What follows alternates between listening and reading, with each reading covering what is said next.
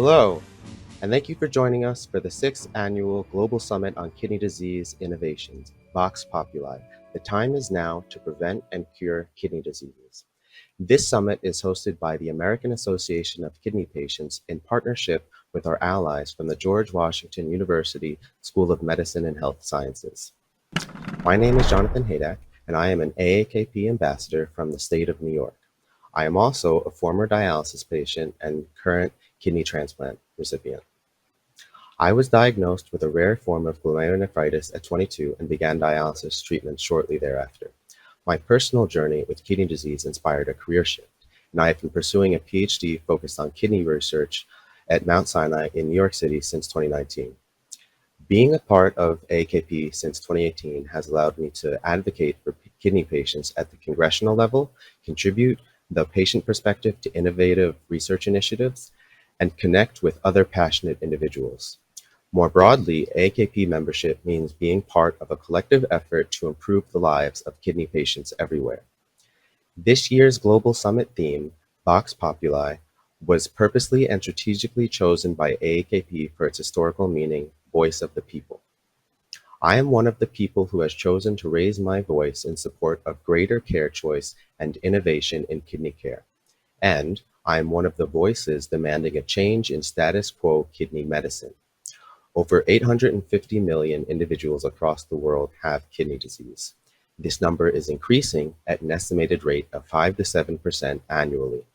Every year, we lose thousands of innocent lives to preventable kidney issues and the lack of timely access to treatment. AAKP believes kidney disease is both a workforce and healthcare issue. The disease takes a devastating toll on human lives and livelihoods. Most people understand that kidney disease, left undetected and untreated, can lead to premature death. But many are not aware that it impacts a person's dignity and ability to provide for themselves and their families. Kidney disease and outdated treatments can lead to unemployment, underemployment, disability, and dependency. In 2019, AAKP declared the next 10 years the decade of the kidney. The time is now for kidney patient consumers, healthcare professionals, researchers, industry, and all people of goodwill to unite our voices and demand change. We are optimistic we can and will save more lives. But to do this, we must demand new screening guidelines and diagnostics, new biologics, and new devices. Together, we can manage and solve this growing global public health crisis. The time is now for elected and appointed leaders worldwide to listen to patient voices. Governments must remove the regulatory and payment barriers they create that delay innovation and prevent timely care access.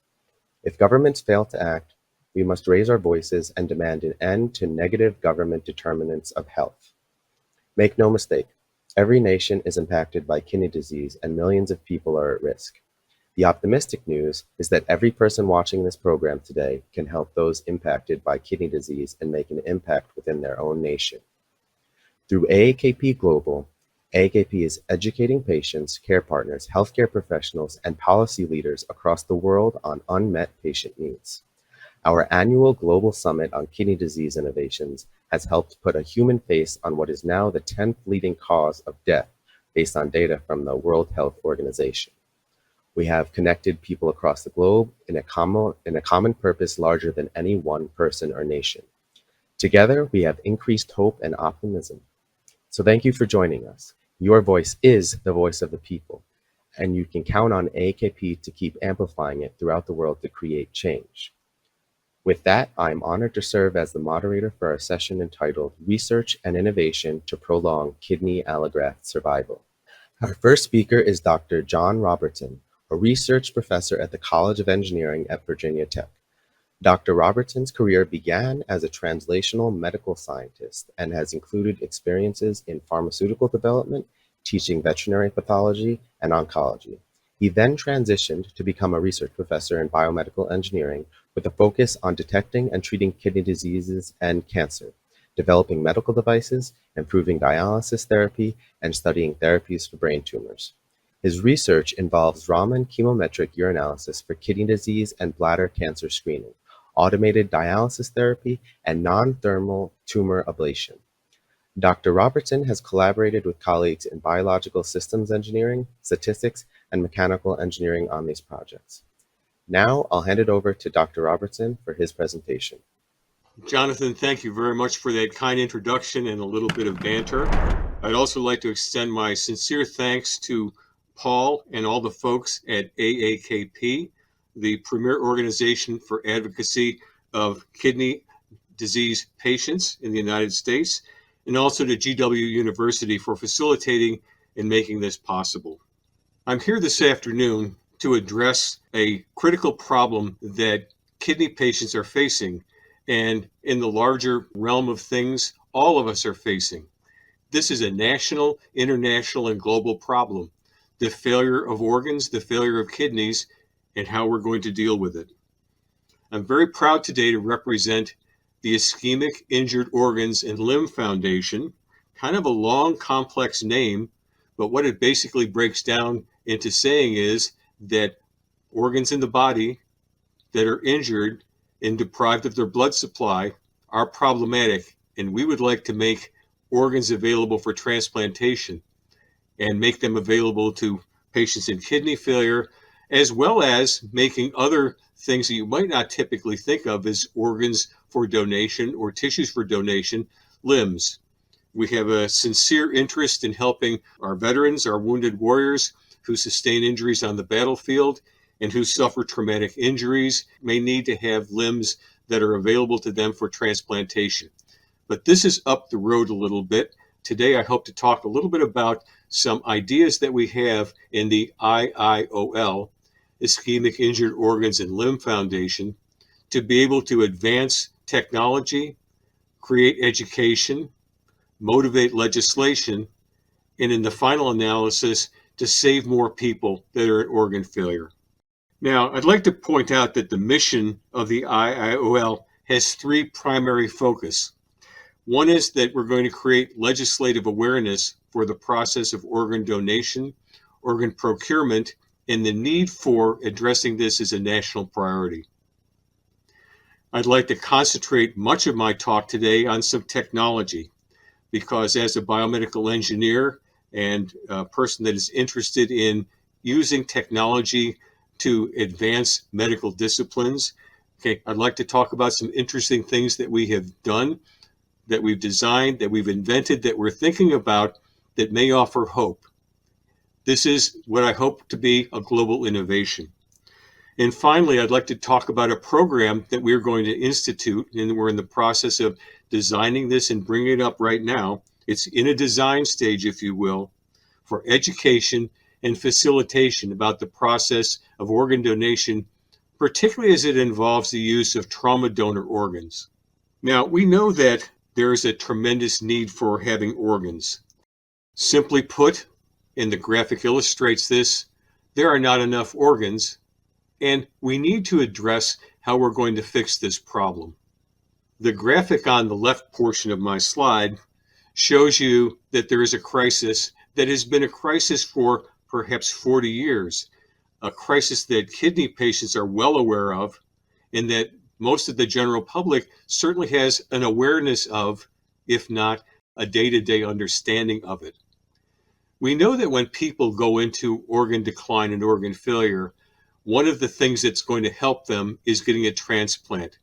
Of course, with kidney patients, the other life-sustaining technology is dialysis therapy, either peritoneal dialysis or hemodialysis. And many people are sustained on hemodialysis and peritoneal dialysis.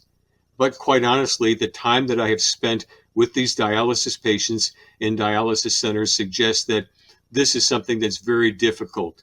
The 3 times a week sessions, the protracted period of time spent in the dialysis center, the ever-present problem of having medical complications, and of course, against the backdrop of infectious disease, transportation, and the effect on the families. And so we know that organ transplantation is one of the things that is highly desirable to help solve the problems addressed and faced by people that are in organ failure, particularly kidney failure. Now, the chart on the left side of my slide illustrates the problem. There are a significant number of people, well over 100,000 people in this somewhat dated slide, that are on the waiting list to receive a kidney transplant. And we know that, unfortunately, the supply of transplantable organs is very, very limited.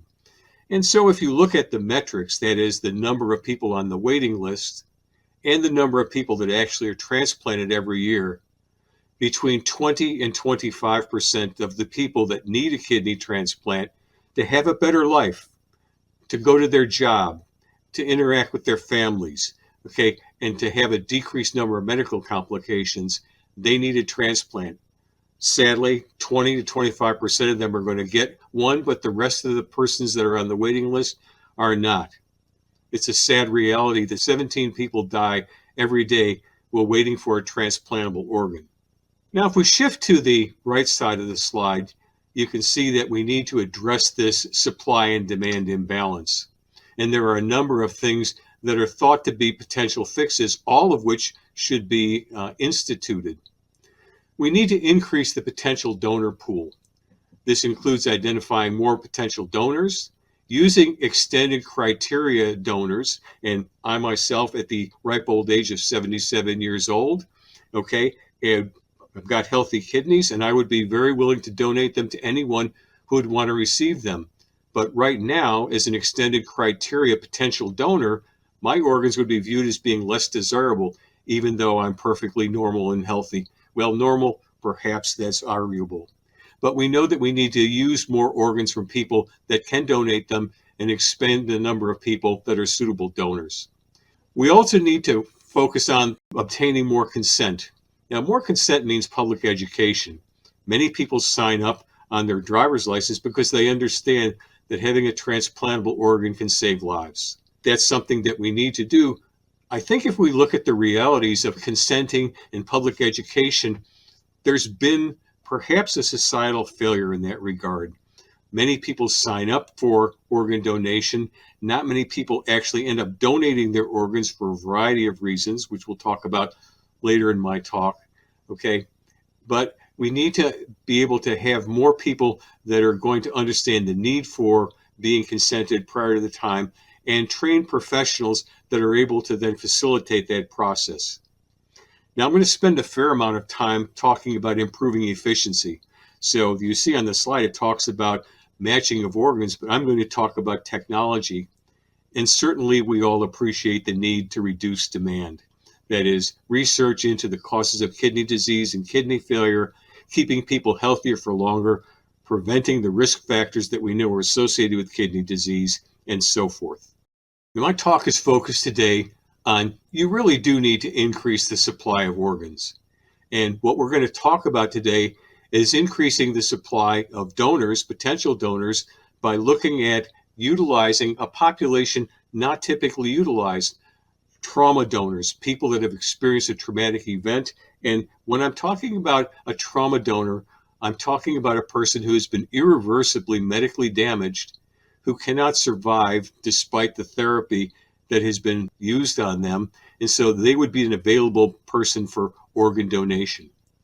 I also want to talk about the idea that we don't want to waste organs. Every organ may be a transplant, okay? And we need to be able to evaluate the quality of organs. If you look at the statistics from UNOS and OPTN, we know that 25 to 30% of all of the organs that are actually procured, actually taken from a donor, okay, destined for a recipient, are discarded as unusable because of perception of quality, that there may be not viable organs that could be used, and so they're not used at all.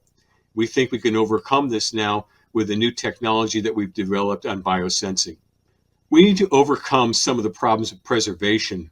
About 90% of the organs typically are transplanted in a standard cardboard or Coleman container with ice around it from the site of the donation to the recipient. But we're going to talk a little bit about new technologies that are available now to extend the lifespan of donated organs outside of the body after procurement, okay, so that we can sustain these organs for longer periods of time, making them more available. We really need to talk about changing the organ donation and organ recipient criteria. Right now, this is probably the death valley of transplantation. It's a very complex issue deciding about death and donation. We know that there are a variety of medical acts that have covered this for years, including the Patient Self-Determination Act of 1990, which says that each patient has body autonomy.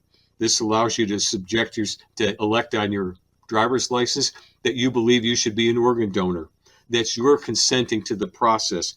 However, we also know that other things that govern donation include the Uniform Anatomical Gift Act of 2006 and also facets of the 21st Century Cures Act.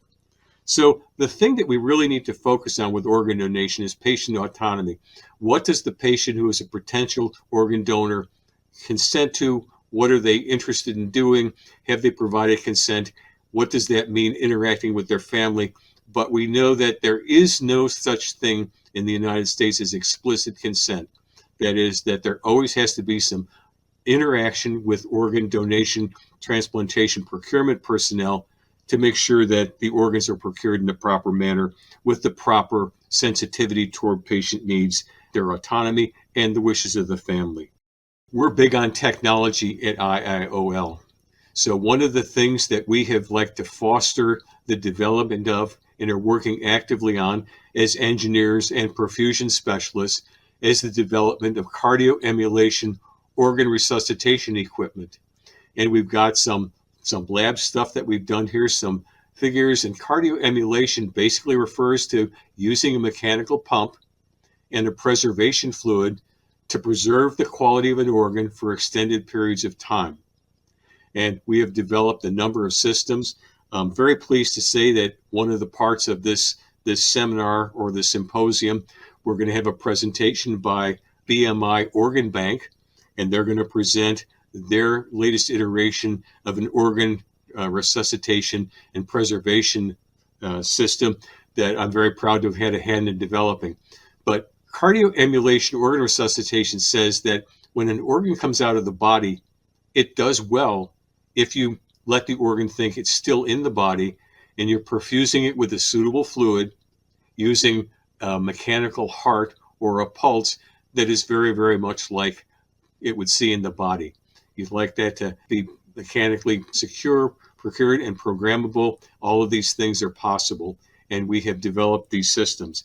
They allow us to take organs which normally would have to be transplanted within 4 to 6 hours, extending them out to 12, 24, and 48 hours. And so here's a technology that's going to improve the supply of organs. And we can also use this on a larger scale, not just for individual organs, but also for resuscitating organs within the body, something that I'll return to when we talk more about trauma donors. So here are some core features of this approach. We already talked about the fact that we are designing and building technology, and some systems are available like the BMI Organ Bank system that function like the human heart. Organs being transplanted, or transported and preserved, believe that they are still in the body, if you can sort of give them a mentality. One of the things that's very critical is during that period of preservation that we monitor both the donor, and the donated organs with real-time appreciation of their chemistries.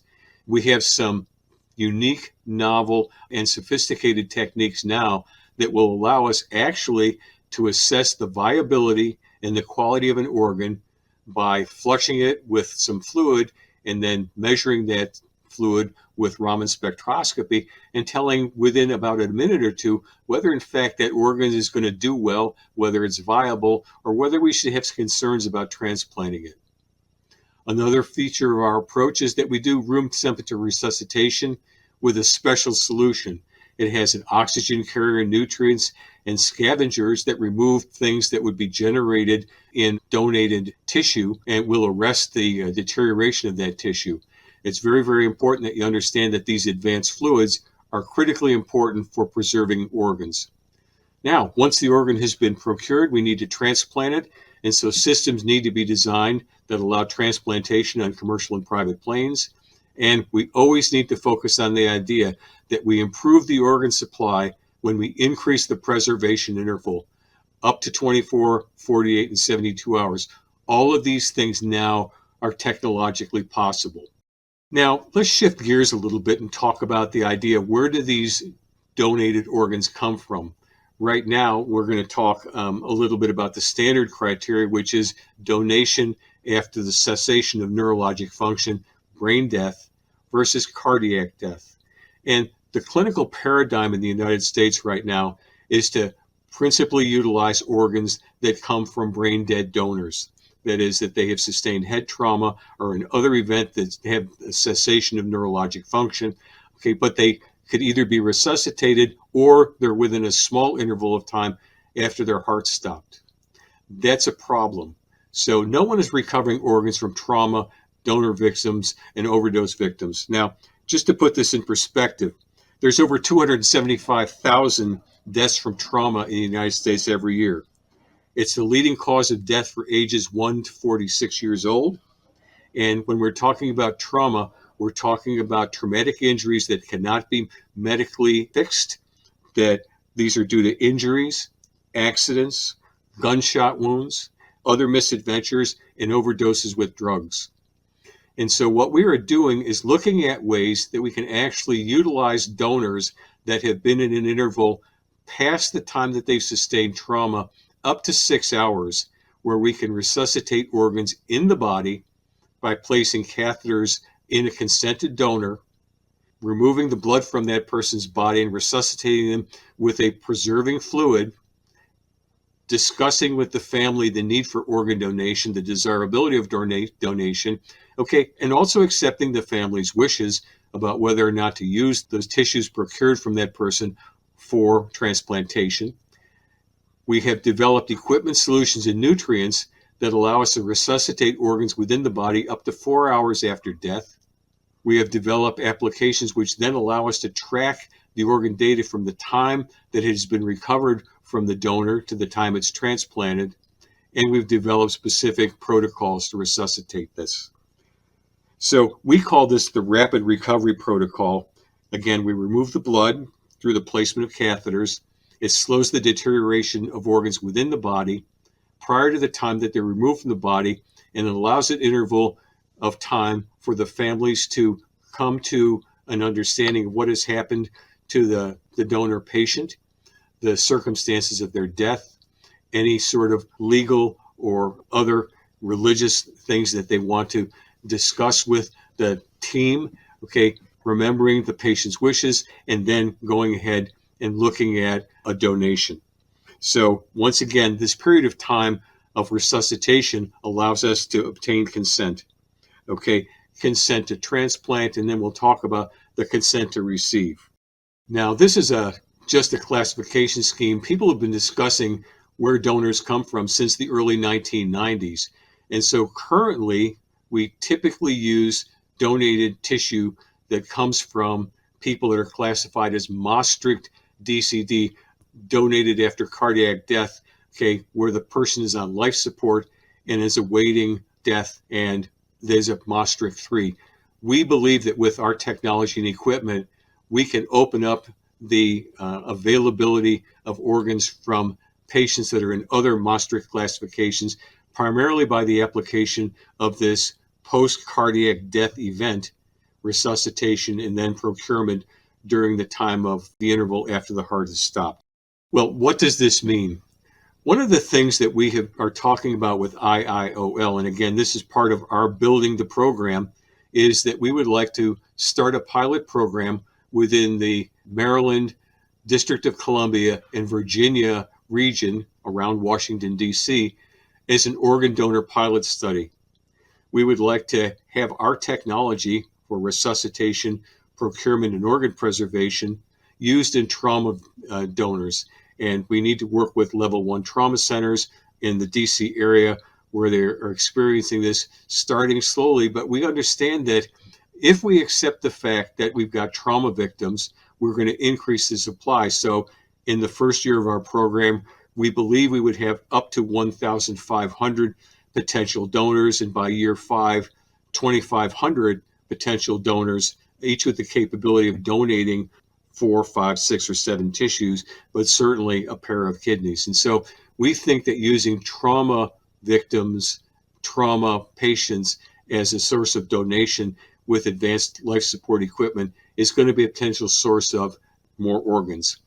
If we take a look at this idea of using trauma patients and procuring their organs using advanced technology for preservation and procurement, you can see that, well, there is certainly not really an increase in the number of living donors, okay, or donors that are procured as brain dead donors over the next few years, that the use of organ donors from trauma donors could significantly, I'm saying could, it's not a reality, we need to work on this, could in fact increase the supply of organs and eventually within 10 years eliminate the crisis or the shortage that is due to having non-transplantable organs. And at the same time, use our technology to procure organs from people that would be extended criteria donor like myself. In an event that I should die, I certainly would want somebody to at least consider using my organs for donation transplantation. That would be closing the loop for me as part of my life cycle. I'd like to conclude by saying thank you very much for your time. I hope I've said some things that are thought-provoking and presented the message and the mission of the IIOL well. I really think that, and this is not a joke, we're not meeting the demand of the patients that need transplantable organs. The reason we're not doing it is we keep doing the same thing over and over and over again. Educational efforts at a national level, increasing the level of organ donation that is consented on driver's licenses. All of these things are not procuring more organs. We need to start thinking outside the box technologically, facilitate this with legislative action and education, and stop doing the same thing over and over and over again. As Einstein said, if you keep doing the same thing over and over again and expect different results, that's a definition of insanity. I thank you today for your attention. Would be happy to take any questions. Before I let you go, I'd like you to answer a few questions. The first being, what are the main biological and clinical challenges that currently limit kidney allograft survival?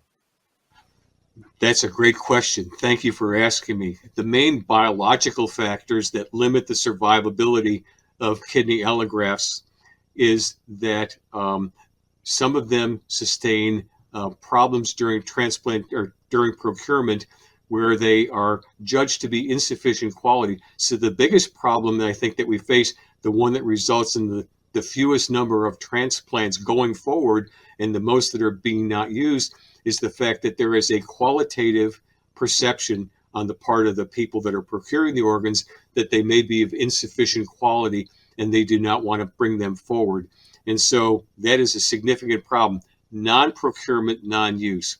The second thing is that when the transplant interval is lengthy, that is, that there is both warm and cold ischemia, a long period of time between organ procurement and the time that the organ is transplanted into the patient. If that exceeds 12, 24, and 48 hours, that really is a biological impediment. And we know that the graft survival of kidney allografts decreases rapidly, okay, with that prolonged interval. So that's the second thing. The third problem that we typically see is problems that occur in the operating room. There are vascular structures that are anomalous, things that are a problem for hooking up the donated organ to the recipient. And then, I want to think about this idea that you're taking a kidney from a donor, putting it in a very non-physiologic condition, ischemic, it does not have any blood. It's perfused perhaps with artificial solution. Sometimes it's chilled down. That's the typical procedure that occurs right now. Okay, and then you rewarm it and you put it into a foreign environment. It's not only facing the factors of the immunology of the host, which we really have doing a good job on overcoming, but you may be putting an organ that's come from a non-diabetic person into a diabetic person, from a person that has normal blood pressure and normal blood pressure donor into a person that's got high blood pressure, a person that has been sustained on dialysis that has multiple comorbidities and medical problems. So I think those are biological problems that we need to anticipate and we need to overcome. And we think manipulating the organs during the preservation interval may help to overcome them.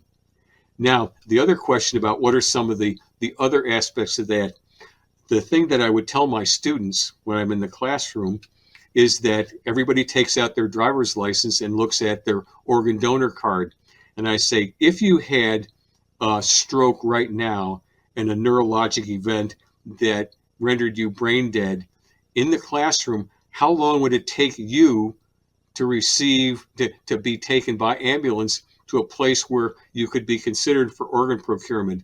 And so what happens is the interval is hours and hours and hours. So we have a problem of logistics and transportation, that people that consent to doing organ donation frequently do not ever end up in a place where they're being considered for organ donation, that is at a center where organ procurement occurs. So that's a significant problem. There are also regional problems, and problems with, people in Idaho may not get as many organs as people in Miami. So the distribution of organs is a significant problem. And I hope that's addressed the question. How has your understanding of how the immune system reacts to kidney transplants evolved, and in what ways is this information being used in your work?